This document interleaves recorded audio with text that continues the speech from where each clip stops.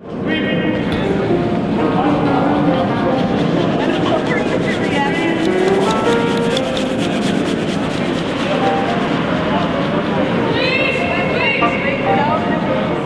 that camera will pick up more you and Clint yakking than anyone curling. We're here at the Biff Adams Arena, home of the Frogtown Curling Club, and it's now in its second year. And the way the game works is you have two teams, 4 people on each side, each with 8 stones, and throw 2 stones at a time. The objective is pretty simple: get it closest to the center of the target as you can.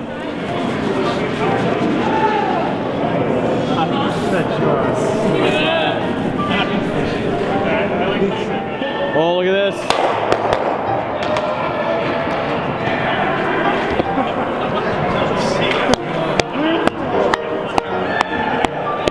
The scoring is similar to shuffleboard in that at the end of each round, which is called an end, the team with the stones closest to the center gets 1 point for each stone. So if there is 2 yellow stones that are closest to the center and then the next closest is a red, the yellow team would get 2 points.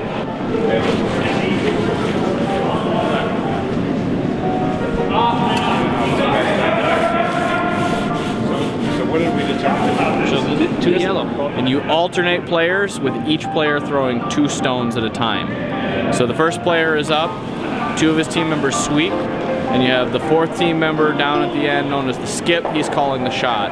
Then the opposing player from the other team will throw his stone, and then you alternate back to the first player.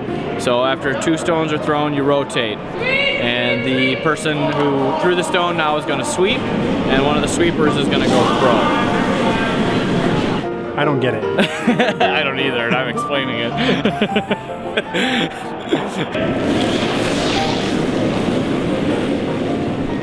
So what he's doing right now is nipping the ice. The staff here at the club will sprinkle the ice, which kind of gives it a textured surface. And I think that's one thing that's people don't realize. The ice at a curling club actually has a texture to it. It's sprinkled with water to kind of give it bumps. And so what the sweeping does is that allows the stone to go a little bit straighter.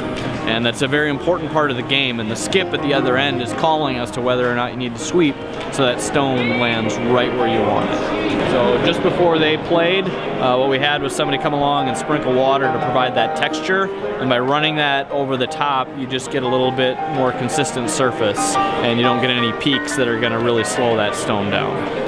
That's my theory. I have no idea what the hell I'm talking about, but it seems sound. I thought we agreed to listen to the skip last Yeah, but if we swept it, it would have missed it. Right, but I thought we agreed to listen to the skip. True. I know, but... I'm with Aiden on that one. I'm with Aiden.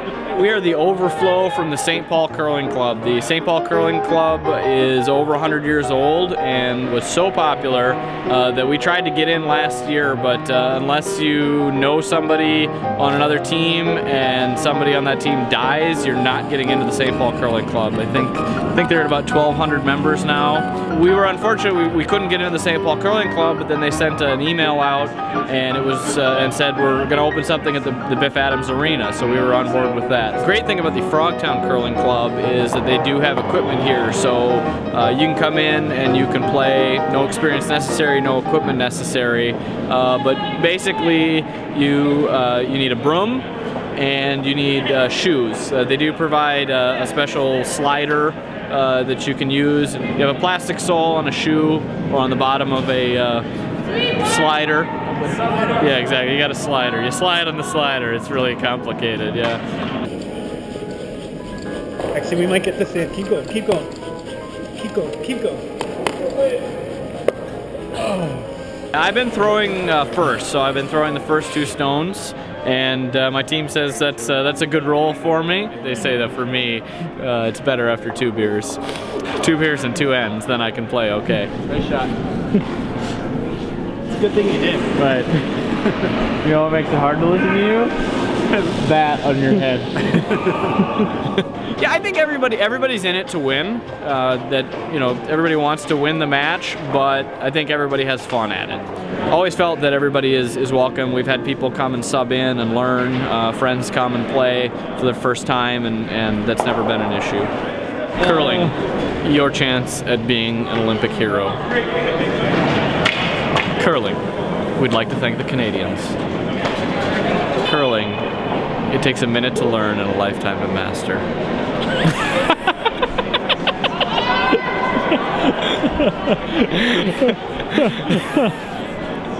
How's that? That was good. Thank you.